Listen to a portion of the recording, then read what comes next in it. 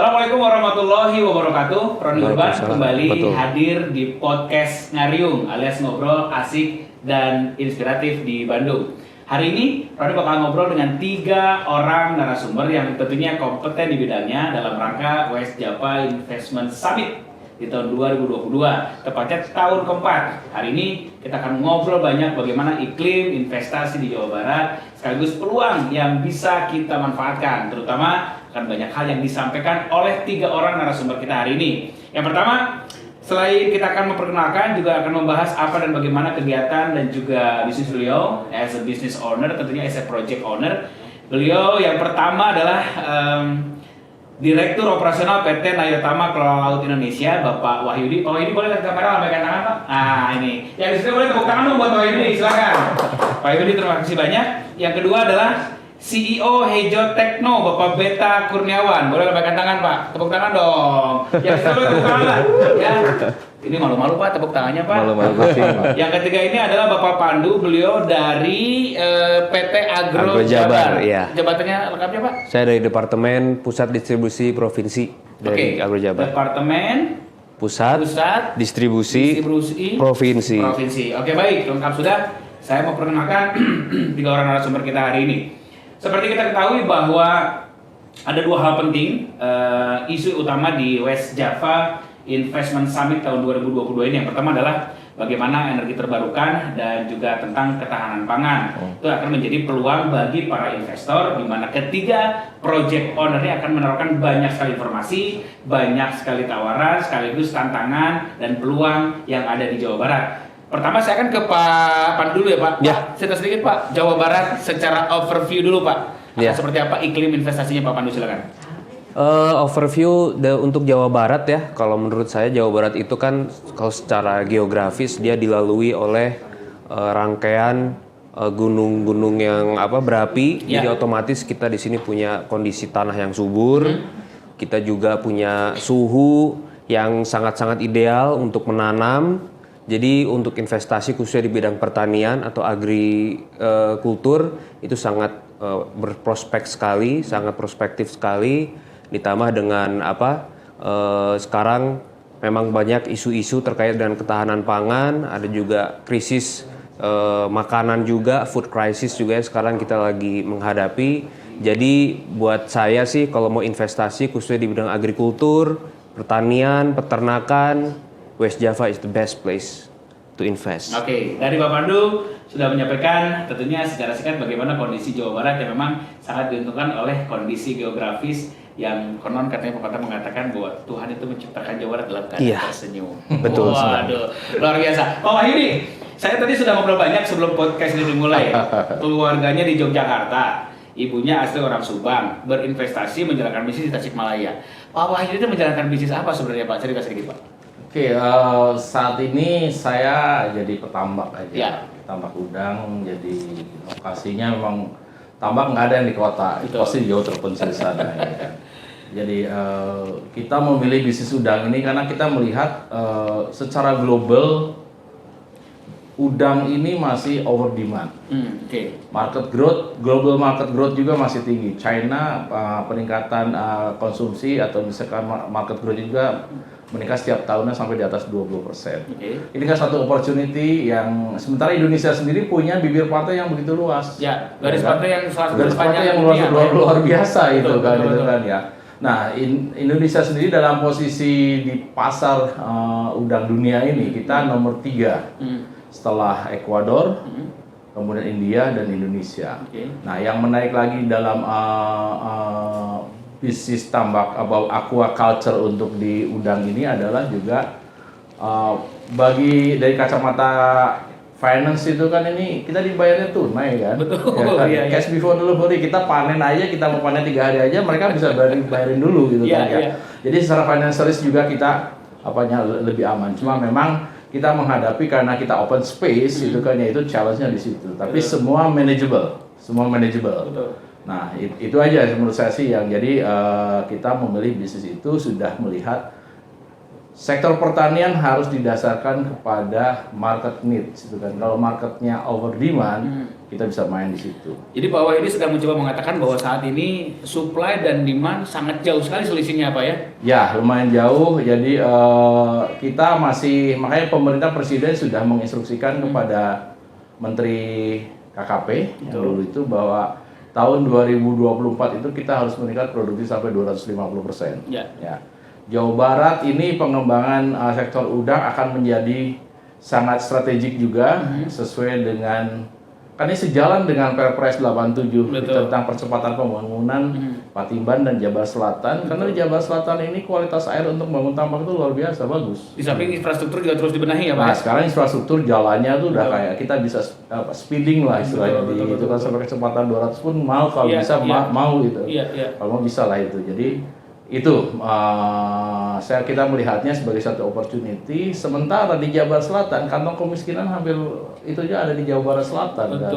Ini sangat-sangat strategis, makanya kita bekerja membuat satu proyek tambak udang ini harus menjadi bisa jadi contoh bagi tambak-tambak yang lainnya, dan juga harus bisa mengundang investor gitu kan, baik dari luar maupun dalam negeri. Tambak kami sudah lumayan sering lah dikunjungi oleh calon-calon investor kemarin, tapi selama pandemi kemarin ya mereka ya agak mengendor dulu. Tapi sekarang bagus. Pak Wahidi juga sedang mencoba mengatakan bahwa selain peluang investasi yang begitu besar di Jabar Selatan, Pak Wahidi juga sedang mencoba mengatakan bahwa jika kita ingin juga meningkatkan ekonomi kerakyatan dengan melibatkan bagaimana potensi masyarakat yang masih di bawah garis kemiskinan, Jawa Barat Selatan itu adalah yang paling tepat ya Pak? Sebetulnya tidak begitu secara langsung ya. Jadi sebetulnya dengan adanya tambak atau pembangunan ekonomi di Jabar Selatan, kita harapkan ada multiplier effect terhadap masyarakat. Ya. Kami sudah menghitung berapa dampak ekonomi terhadap masyarakat itu sampai saya terus terang aja kita misalkan menerapkan kita ditambak. Saya minta kepada anak-anak, kepada itu juga kepada kemudian jangan belanja di toko-toko dan modern market lah, market yang ada. Tapi belilah, belanjalah di warung-warung, sehingga ekonominya tumbuh. Yang kedua juga kita tenaga kerja juga kita ambil dari masyarakat sekitarnya. Jadi kita harus betul-betul keberadaan kita di lapangan atau misalkan di lokasi itu juga memang bermanfaat, ada benefitnya buat masyarakat. Nilai ekonomis dan juga nilai sosial berjalan seimbang ya Pak ya. Ya. Dan memang seperti yang kita ketahui bahwa sebaik-baiknya manusia adalah manusia yang bermanfaat bagi orang lain ya Pak ya. Investasi yang meningkat, kita juga memberikan kebermanfaatan bagi warga sekitar. Oh ini sebentar, saya ke Kang Beta dulu. Selain isu bagaimana ketahanan pangan, di balik isu besar bahwa secara geopolitik dan geostrategi ini ada berat ngomongnya nih, bahwa kan Ukraina dan Rusia ini juga belum selesai-selesai Pak ya. Ditambah lagi bagaimana isu energi terbarukan, termasuk juga bagaimana BBM yang juga dalam terpetik sudah kembali menjadi isu besar lagi ya Pak ya. Kemudian juga bagaimana ketahanan pangan, selain bagaimana meningkatkan juga daya beli masyarakat. Nah saya mau tanya nih Kang Beta, Hejo apa tadi Pak? Hejo Tekno. Hejo Tekno itu apa? Perusahaan teknologi lingkungan. Tapi lahirnya di Bandung, jadi kita namain Hejo. So Hejo Tekno hari ini kita lagi concern dengan dua hal. Pertama kita lagi concern sama lingkungan, yang kedua kita dengan agro. Nyambung nih sebetulnya sama Bapak Kang Pandu nih. Saya sebut Akang nama Singora ya. Kita lagi asik dengan itu, namun kami menyambungkan dan kami mengangkat how to give the solution, kasih solusi ke masyarakat, tapi tidak lagi dalam masalah. Jadi kita tuh sekarang hari ini banyak yang terjebak dalam masalah solusi, namun ada sisa-sisa efek dari pemberian teknologi itu. Itu common people pasti akan merasakan hal-hal yang kayak begitu. Karena Indonesia tuh rata-rata pengennya ngejar murah, tapi tidak, ya ada solusi-solusi sedikit, tapi akhirnya efeknya jadi nggak ngena-ngena juga karena main masalah baru. Nah, Hejo Tekno concernnya adalah memberikan teknologi baik, harus ramah lingkungan dan tepat guna bagi masyarakat. Baik, ramah lingkungan dan tepat guna bagi masyarakat. Seperti apa konteksnya Kang kalau? Kami menyusur dalam dua program. Hejo Tekno ini jagonya bikin produk teknologi. Kita punya inovasi sendiri, inovasi karya anak bangsa. Kita bikin insinerator karya anak bangsa. Hejo Tekno berstakeholder, kita joint operation dengan Pindad, PT Pindad BUMN. Lalu kita juga berjoint operation dengan Wika Industri Manufaktur atau WIMA. Kita bikin motor listrik untuk khusus sampah, 3 roda sampah. Karena yang lain sudah pada jago bikin motor listrik untuk di jalan, saya bikin motor listrik di gang-gang kecil untuk sampah. Yang maksudnya untuk pengangkutan sampah, atau pengelolaan? Pengangkutan sampah. Lalu Kita dengan juga Sukovindo ber-KSO juga, kami memastikan bahwa seluruh teknologi yang kami kami implementasikan itu lab dan berparameter baik secara lingkungan. Nah, kita bicara lingkungan itu, kita ngasih program namanya Kami Sama. Kawasan minimasi sampah mandiri. Kenapa disebut mandiri? Karena kami berprinsip bahwa kalau kita terus membebankan pemerintah terkait dengan hal sampah, pemerintah berat kan. Pemerintah hanya dikasih anggaran mungkin sekitar 5% untuk beresin sampah di kota atau di daerahnya atau di provinsi.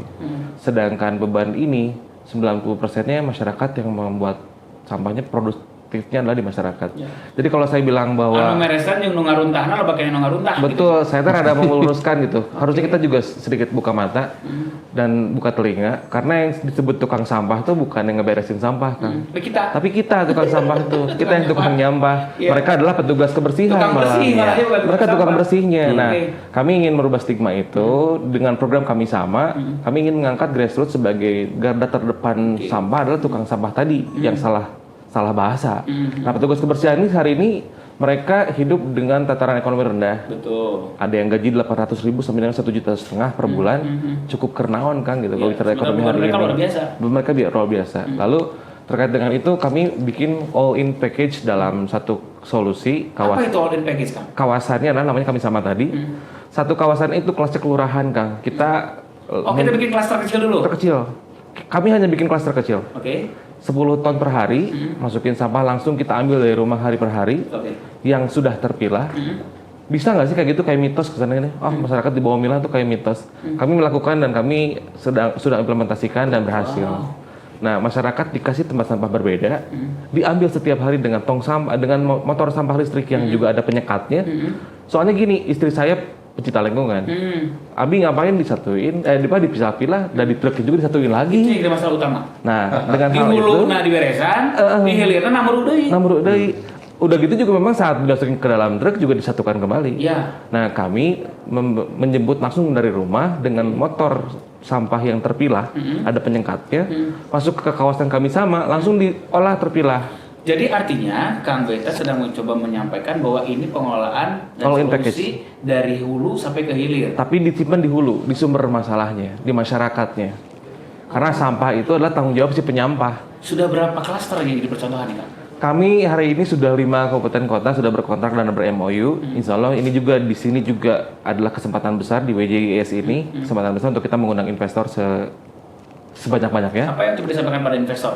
Investor Jawa Barat adalah daerah yang sangat butuh bantuan terkait dengan penanganan solusi sampah. Dan pemerintah pada grassroots di kabupaten kota belum banyak yang punya solusi. Kami punya solusinya, all in package pengelolaan sampah di tingkat kelurahan dan habis langsung di situ. Nah, kami sebut sampah itu kalau tercampur, Kang. Nah, saya pernah mendengar, Kang. Sampah itu tidak bernilai ekonomis karena dicampur. Betul. Ketika dipilah itu nilai ekonomisnya luar biasa. So that's why saya menyebutkan bahwa kalau sampah tercampur itu namanya sampah. Tapi dia kalau terpilah, saya katakan dia material. Aset. Setiap material itu bisa diproduktivitas dan diproses. Maka setelah pasti dipilah itu, maka itu adalah duit, Kang. Ya, plastik mah. Kemudian material logam lah, itu kalau kita pisahkan sudah bernilai sangat ekonomis. Betul. Kami mencontoh di negara sebelah, ada Taiwan, Hong Kong. Mereka punya pendapatan daerah terbesarnya, salah satunya adalah dari sampah. Karena dikelola. Karena terpilah dari hulunya dan dikelola dengan baik. Karena itu bukan sampah kalau tercampur, tapi kalau terpilah dia material. Nah, so that's why Kami Sama memberikan ide investasi karena kami dari hulunya sudah terpilah, diproses secara terpilah. Kami juga punya off taker yang sudah baik juga. Program Kami Sama ini kita nggak sendirian, karena Kami Sama itu ternyata gotong royong. Kami sama Akang nih sekarang ngobrol. Kami sama kita semuanya. Kami sama masyarakat, kami sama pemerintah. Stakeholdernya banyak, alhamdulillah. Nah, kami mengangkat lagi tema gotong royong yang sudah kita banyak lupakan. Kang Beta, saya mau shortcut nih. Kira-kira secara indikator, kalau kita bicara kuantitatif lah. Itu seperti apa dampak perubahan secara signifikan, Kang, di masyarakat? Siap. Hari ini Presiden masih perintah ke masyarakat atau ke para kepala daerah 30% kurangi sampah.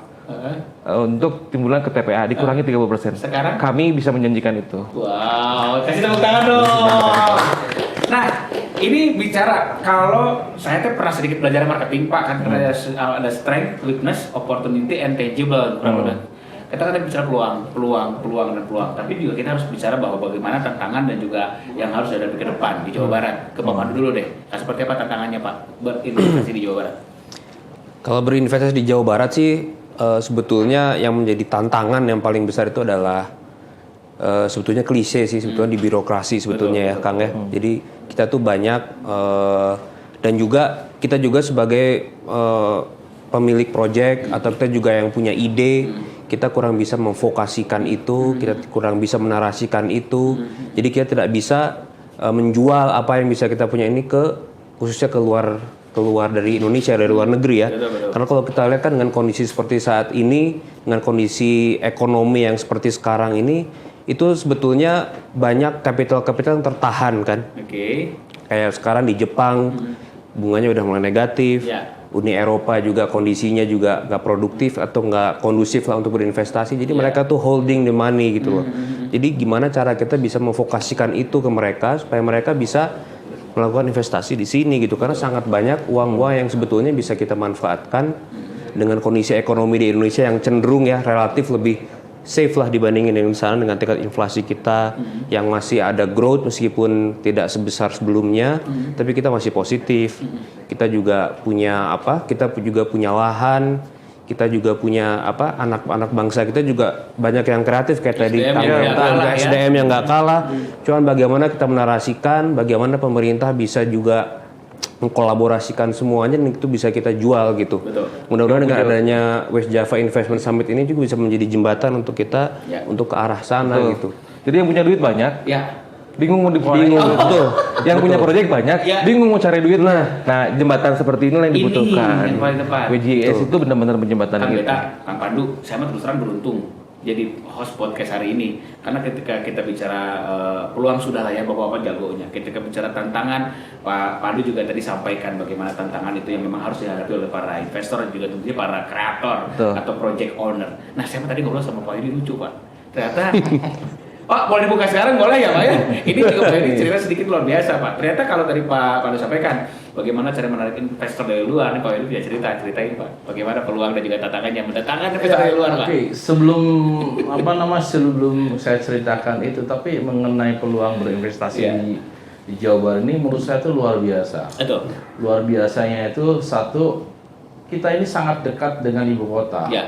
Itu sangat diuntungkan pertama ya Pak. Itu sangat diuntungkan pertama karena kita jalur untuk pintu gate-nya, ekspor gate-nya itu Tanjung Priok, sekarang ada Patimban. Jadi ini sangat-sangat diuntungkan. Yang kedua, secara itu kita Jawa Barat punya 5 perguruan tinggi negeri terbesar di Indonesia. Apa artinya itu Pak? Ya artinya kan secara pengetahuan, pinter-pinter SDM-nya. SDM semua itu cetakan dari Jawa Barat. Ada ITB, IPB, Unpad, kemudian juga misalkan UPI. Jangan salah, UI juga di Jawa Barat. Depok ya. Iya kan? Iya betul, masuk Jawa Barat itu. Kita mungkin disadari atau tidak disadari. Itu seluruh hasil dari penelitian mereka para akademisi yang memang berpikirnya kan hebat-hebat mereka pada itu. Nah kemudian dan kita didekatkan secara logistik tadi yang saya bilang juga ke ibu kota sebagai untuk market domestik maupun juga itu. Nah, kalau soal kendala saya setuju itu masalah birokrasi saja. Itu kan ya kadang-kadang kita terlalu banyak paperwork juga di birokrasi itu. Itu yang kadang-kadang buat kita sebagai pelaku usaha itu sangat gemes ya Pak ya. Sangat gemes. Satu sisi betul kan? Mungkin ini harus begini kadang-kadang. Ya sekarang sudah banyak disinkronisasi menggunakan NPWP apakah itu, tapi karena kita bertujuan juga untuk menjadi berusaha dengan patuh lah, perizinan semuanya kita lengkapi semua itu. Pak Wahyudi kan sedang mencoba mengatakan bahwa konsep kolaborasi itu juga sangat penting ya Pak ya, di mana pemerintah sebagai regulator harus terus hadir, kemudian pelaku usaha sebagai stakeholder dan masyarakat jadi motor ya Pak. Di dalam bisnis ini sekarang kita makanya begitu tadi Kang Beta cerita seperti begitu, kami dari perusahaan juga sudah punya komitmen juga untuk mengangkat para startup atau anak-anak muda apa itu yang memang punya creativity. Sekarang nggak mungkin kita lepas dari teknologi. Pak, nama saya ada Pak, tenang Pak. Banyak hal saya sedang menawarkan ya. Jangan saling bisa saling Kan kita punya opportunity karena kita akan membangun satu industri budidaya udang yang tidak kecil. Betul. Karena kita di luasan yang ratusan hektar seperti begitu, tentunya kita akan membutuhkan orang kreatif solusi seperti ini dan kita juga berkewajiban untuk membantu. Kalau yang sudah besar mah biarkan dia udah besar, yang kecil kita besarkan, seperti begitu. Jadi dan ini sistem kolaborasi kita hidup itu tidak mungkin kita sendiri. Betul Pak, gotong royong. Paling tidak kita mati pun harus dikuburin sama orang. Benar. Betul. Itu satu itu kan. Nah, kemudian yang kedua kita terutama ini saya concern dengan anak muda itu tadi Pak Gubernur juga kemarin bilang mengenai petani milenial. Betul kan ya. Itu sebagai usaha pemerintah juga untuk upaya pemerintah, tetapi saya hanya titip pesan ke Pak Gubernur juga jangan over expose petani milenial itu gitu kan ya. Nanti mereka yang bakal wah saya petani milenial jadi petani petenteng gitu malah lupa sama harus belajar gitu kan ya. Karena di dalam sebelum dia terjun ke dalam dunia usaha ini harus betul-betul juga kan dia pertama dia memang mereka harus dicarikan business coach. Ya betul. Ya kan ada 3, ada guru, kemudian mentor sama business coach. Kalau guru pokoknya diajarin, ilmunya nanti saja. ngerti terserah dia. Gitu kan. Kalau mentor diupayakan ya kan dia sampai dia mengerti. Tapi kalau business coach ya kan dia harus sampai mengerti dan harus bisa mengimplementasikan dan harus sampai berhasil. Ini yang dilupakan kelihatannya dalam pembinaan milenial tadi ya. Petani milenial, anak milenial yang diupayakan gitu kan ya. Oke, tetapi ya di dalam implementasinya juga gunakan university yang ada tadi 5 itu sebagai referensi pengetahuan segala macam teknologi itu kan ya. Nanti dari sisi kebijakannya pemerintah kan jangan sampai juga pakai gitu. Tapi ini business coach yang itu harus didatangkan dari para pengusaha yang sudah sukses. Betul. Atau para orang-orang pelaku usaha yang sudah sukses dia dampingi. Mau nggak mereka mau lah diajak untuk kalau misalkan Kang Beta membina itu pasti mau kan. Karena kita ada nilai sosial juga. Karena kita juga ngalamin dulu seperti itu ya Pak. Betul. Nah seperti begitu. Jadi ini kalau itu dilakukan ini akan luar biasa. Anak-anak muda akan hebat. ini sedang mencoba mengatakan bahwa tanpa bermaksud melemahkan semangat dari para petani milenial, artinya apa? Kalau ini sebagai orang-orang yang berpengalaman justru dengan tangan terbuka. Ada yang pernah datang ke tambak saya juga anak-anak muda pakai gitu. Saya kasih advising seperti begitu. Ini karena kan pepatah mengatakan bahwa teori itu akan berjalan lancar dalam keadaan normal. Tetapi dalam keadaan sedikit tidak normal bakal pengalaman lah ya. Betul. Pak, ceritain filosofi itu dong Pak. Filosofi tadi perahu dayung Pak. Ini penting diketahui Pak. Ini saya penasaran. Ceritain Pak. Nah gini, saya 30 tahun di bekerja untuk multinasional. Jadi selama ini memang pengalaman saya di perusahaan asing terus. Kan, ya. Tapi background saya sebenarnya orang pertanian. Saya seorang agronomis, pertanian 30 di pertanian. Nyemplung ke dunia aquaculture, fisheries ini itu kan ya. Jadi saya disebutnya bukan sebagai orang perikanan karena saya orang perikiri gitu kan. Jadi gini, intinya di dalam memotivasi atau mengitu satu tim itu kan ya, kalau dulu mungkin kita bisa mungkin Kang Beta tahu yang perahu naga itu seperti apa ya. Jadi seorang pemimpin perusahaan Kang Beta sebagai CEO harus bisa memberikan motivasi yang kuat kepada pakai itu. Ya kalau ibaratnya di perahu naga kayak menabung apa kayak gitu sehingga semua mendayung. Tapi pada saat ada satu orang yang tidak sudah melemah itu kan nggak balance itu pimpinan harus kamu angkat dayungnya kemudian kamu duduk. Karena kalau dia lemah, yang terjadi pakai truk ya. Akhirnya menghancurkan semuanya kan. Tapi pada saat dia duduk, dia kan jadi penumpang dan jadi beban bagi yang lain. Artinya berarti nanti untuk next race itu kan dia harus dibina, dikuatkan fisiknya. Tetapi sekarang ini faktor eksternal menjadi tidak terkendali kan. Karena kalau perahu dayung perahu naga itu kan pasti di danau yang tenang, bukan di ombak laut ya. Nah, sekarang ini filosofinya saya lebih senang menggunakan itu arung jeram. Oke. Kita nggak pernah tahu lingkungan itu akan seperti apa. Yes. Di dalam bisnis kita faktor eksternal kita nggak akan pernah tahu. Betul. Itu kan ke depan ini kadang-kadang ada batu atau apa, bisa juga terbalik gitu. Tapi semua harus ikuti. Kalau kata yang di pemandu di belakangnya kan mundur, dayung kanan kiri, tunduk kepada itu semua ikuti, patuh kepada pimpinan. Wow. Nah ini membangun satu tim yang harus ada satu komando yang betul-betul bisa memang membuat semangat itu dalam itu mereka. Setuju. Baik, Pak Wahyudi, ini filosofi yang sangat luar biasa. Artinya bahwa Setuju banget. agile leadership itu penting untuk menghadapi bagaimana faktor eksternal juga faktor internal yang tidak akan pernah bisa kita ketahui. Kang Beta, nih tadi menarik statement dari Kang Beta bahwa sekarang dia punya uang banyak, yang punya ide kreatif banyak, business owner juga banyak, project owner banyak. Sambungannya itu yang kadang-kadang agak sulit. Inilah WJS tempatnya, forumnya tempatnya itu. Apa yang mau disampaikan Kang Beta, silakan. Poinnya untuk WJS keep fight terus tahun ke tahun, tolong jembatani kami para pengusaha-pengusaha dan sambungkan dengan para investor asing maupun juga di dalam negeri. Betul. Saya juga di sini ketemu investor dalam negeri. Beliau ini. Investor nggak hanya duit. Kartu nama. Investor nggak hanya duit, tapi juga ilmunya. Makanya kita bilang summit itu seperti ini tentunya ya. Anak-anak muda, para startup butuh coaching, betul Bapak. Ya, betul. Kami kenapa hari ini punya 5 advisor di dalam perusahaan kami, umuran bapak-bapak juga. Betul. Kami punya 5 advisor dan kami terapkan apa arahan-arahan dari para advisor. Bukan perintah, tapi saran yang juga advising. Betul, yang kita bisa implementasikan lebih bijaksana. Betul. Nah, tadi bicara soal bagaimana nih kesempatan ini harus terus di grab kesempatannya. So, kami Hejo Tekno nih punya kesempatan besar untuk Jawa Barat dan untuk Indonesia. Kalau saya bicara tadi soal kesempatan, kami punya 10.000 titik kawasan nasional yang bisa diimplementasikan sistem kami. Karena Indonesia belum punya solusinya. Jawa Barat saat ini ada 600 titik yang bisa kita solusikan. Kami hari ini punya 200 titik yang ready to inject investment. Ready to inject investment. Angkanya 1,5 Tango.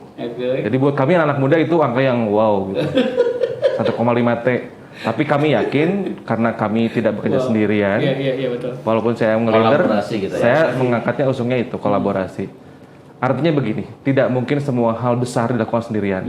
Perlu dilakukan bersama-sama dan gotong royong menjadi bahasa klasik yang sangat asik. Itu karena bersama kita akan kuat, bersama kita akan hebat. Itu dia. Akang, saya kena closing statement. Barusan saya dapat panggilan di luar, ini sedang berlangsung Karena WJS-nya. ini beberapa agenda nih teman-teman podcaster nih yang juga harus tahu bahwa ternyata Bapak-Bapak ini juga ditunggu di beberapa agenda yang lain. Yang pertama yang harus menuju ke agenda berikutnya adalah Kang Beta ngomong. Iya. Aduh, 3 kata dulu deh. 3 kata terakhir untuk West Java Investment Summit 2022. Kata yang pertama. Keren pisan. 2. Nu aing. 3. Gaspol. Kang Beta silakan boleh konferensi juga nggak apa-apa lah. Terima kasih banyak podcaster. Kang Beta mau pamit dulu. Jadi kita masih ngobrol sama Pak Wahyudi, kita masih ngobrol sama Pak Pandu. Kang Beta hatur nuhun. Thank you Mas Bro. Thank you, terima kasih banyak. Hatur nuhun. Assalamualaikum. Waalaikumsalam warahmatullahi wabarakatuh. Terima kasih banyak Kang Beta. Hatur nuhun. Selamat dan juga sukses tentunya di acara dan juga agenda yang lain. Sekarang bagaimana bisa? Kan tadi Pak Pandu sampaikan bahwa birokrasi menjadi salah satu yang dalam terpetik harus kita pecahkan sama-sama lah ya. Kalau memang itu dianggap lagi bukan sebuah masalah. Investor luar negeri juga kan sekarang sedang banyak mencari hal-hal yang dalam terpetik sesuatu yang baru di Indonesia. Bagaimana bisa Pak Wahyudi menawarkan itu dan juga menawarkan investor dari luar negeri? Sesuatu yang baru apa yang bisa menarik perhatian mereka Pak? Biar di-sharing sama para bisnis owner ini Pak. Sebetulnya bukan tidak harus sesuatu yang baru. Tapi kayak sebetulnya yang kita tawarkan sekarang ini juga adalah bukan sesuatu yang baru, tapi scaling up. Scaling up bisnis. Itu mungkin akan lebih melihat karena si calon investor juga pernah ada yang datang juga ke tambak saya jauh-jauh ke Pakagi itu kan untuk melihat benar nggak sih tambaknya seperti nggak hanya dilihat dari video, tapi juga lihat benar kamu gini, bagaimana safety-nya, bagaimana terhadap lingkungan segala macam. Dan itu mereka perhitungan betul ya Pak? Sangat. Jadi kita penggunaan kita adanya IPAL, instalasi pengolahan air limbah, kemudian juga reportingnya, jadi ada sistem manajemen operasinya, reportingnya, semua serba tracing lah gitu kan ya. Jadi itu yang membuat sertifikasi juga, kita sudah sertifikasi excellent dari CPIB, jadi cara budidaya ikan yang baik pakai dari KKP pakai gitu. Nah itu menjadi satu poin. Jadi bagaimana kita mengoperasikan, bagaimana dan bagaimana kepatuhan kita terhadap peraturan-peraturan yang ditentukan oleh pemerintah. Artinya legal, kemudian juga masalah pajak, segala macam kami juga kan kami diaudit juga. Yang paling legal standingnya lengkap lah ya. Itu memang tidak semuanya bisa dilakukan oleh para petambak kecil. Kebiarkan aja, misalkan petambak menjalankan salah itunya, kami sebagai percontohannya sehingga bisa investor itu kan melihat ini yang bagus-bagusnya saja gitu kan ya. Memang butuh waktu memang Pak ya. Butuh waktu dan butuh biaya. Betul, jelas betul. itu kan karena kita harus membuat suatu percontohan yang layak sesuai dengan standarnya mereka. Gitu kan. Kita masih ekspor. Misalkan saya jual memang ke local buyer itu kan, tapi tujuannya untuk ekspor. Kan karakternya kan masing-masing negara beda-beda juga, masing daerah juga. Misalkan kayak untuk Asia mereka senang yang udang-udang kecil. Karena untuk disayur rata-rata. Kalau Amerika maunya udang yang gede-gede. Itu kan mereka yang ready to eat, ready to cook gitu kan. Nah, ini juga penting diperhatikan oleh para petambak karena jangan sampai makanya orang ya begini. Kita masuk dalam suatu dunia bisnis yang serius, itu harus disiapkan secara serius.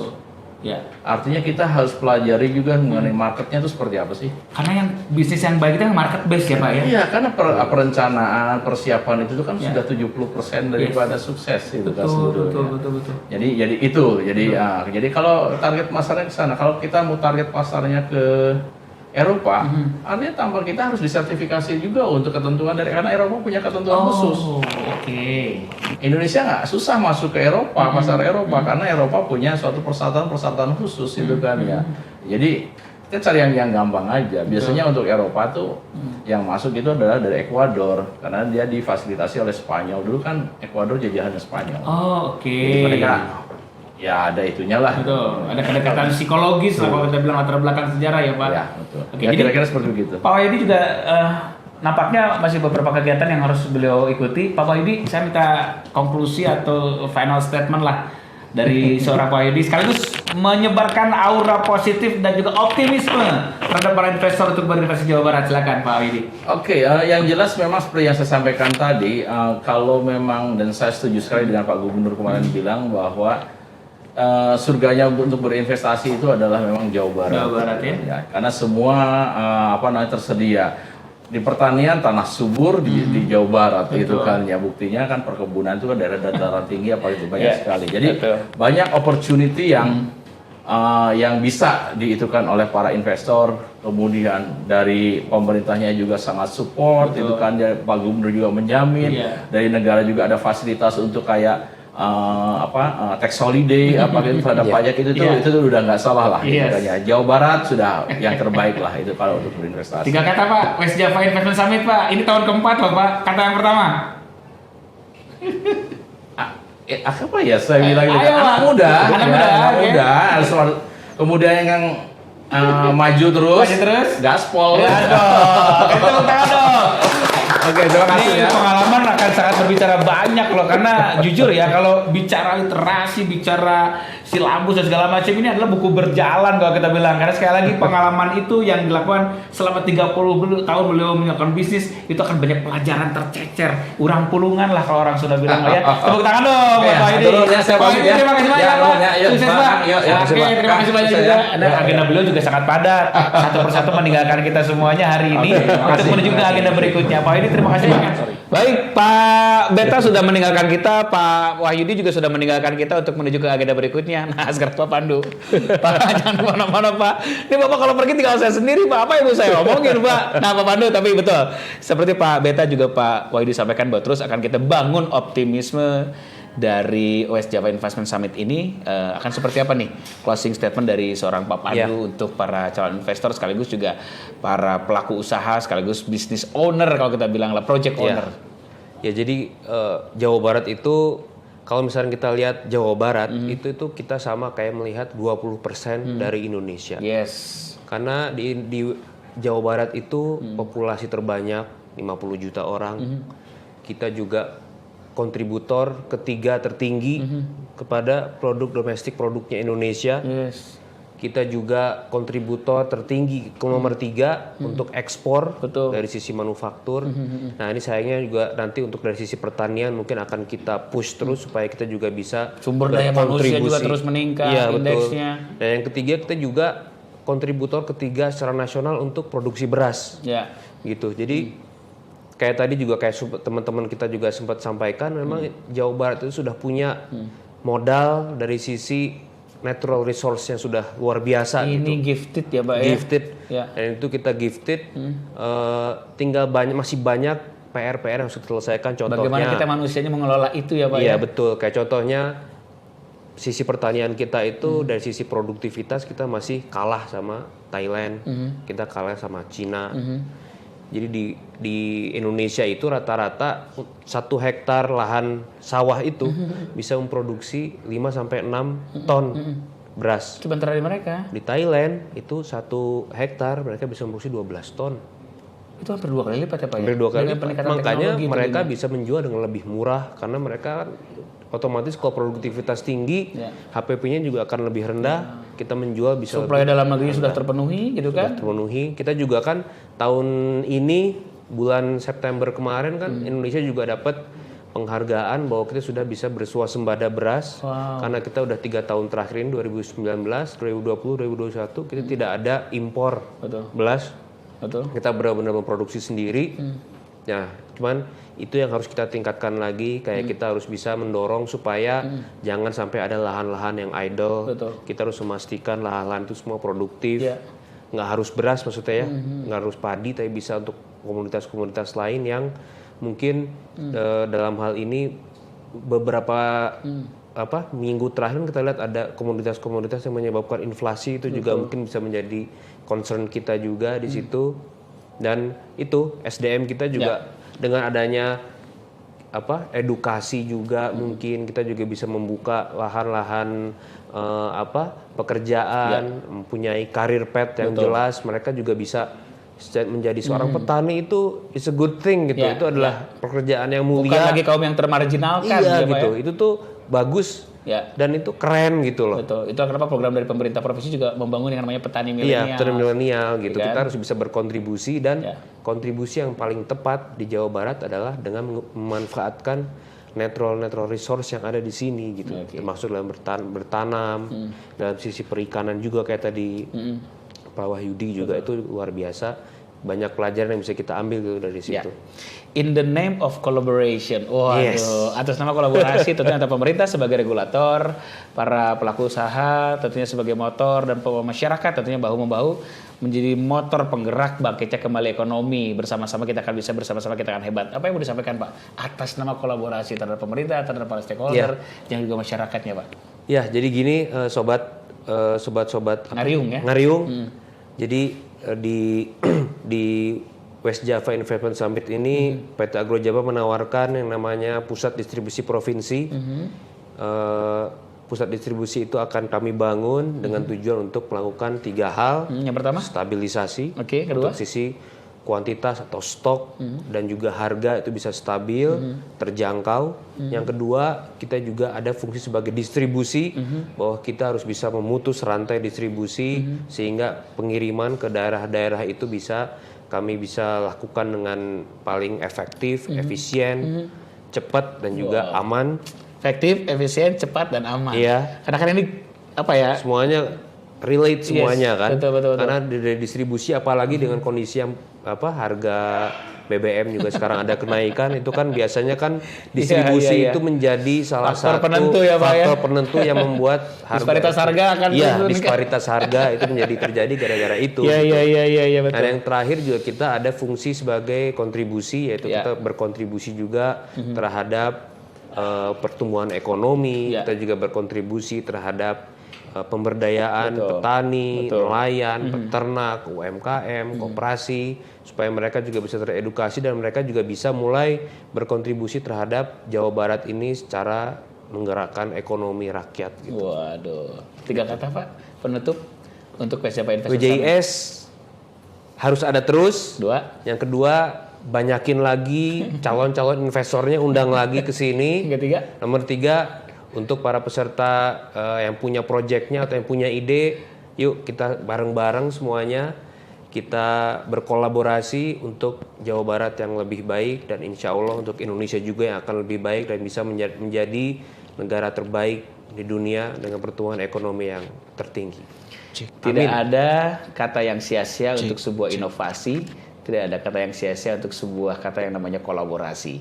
West Java Investment Summit adalah mempertemukan siapapun yang punya ide, kreativitas menjadi sebuah proyek, dipertemukan dengan para investor yang siap untuk maju dan juga berkembang bersama-sama. Saya Rodi Urban dan Saya Daga Pandu dari PT Agus Java. sekarang kita pamit duaan, Pak. Terima kasih banyak, Pak. Sampai berjumpa lagi di podcast Ngariung. Ngobrol asik dan inspiratif di Bandung. Di Bandung. Rodi Urban pamit. Pak Pandu juga pamit. Assalamualaikum. Thank you. Assalamualaikum warahmatullahi wabarakatuh.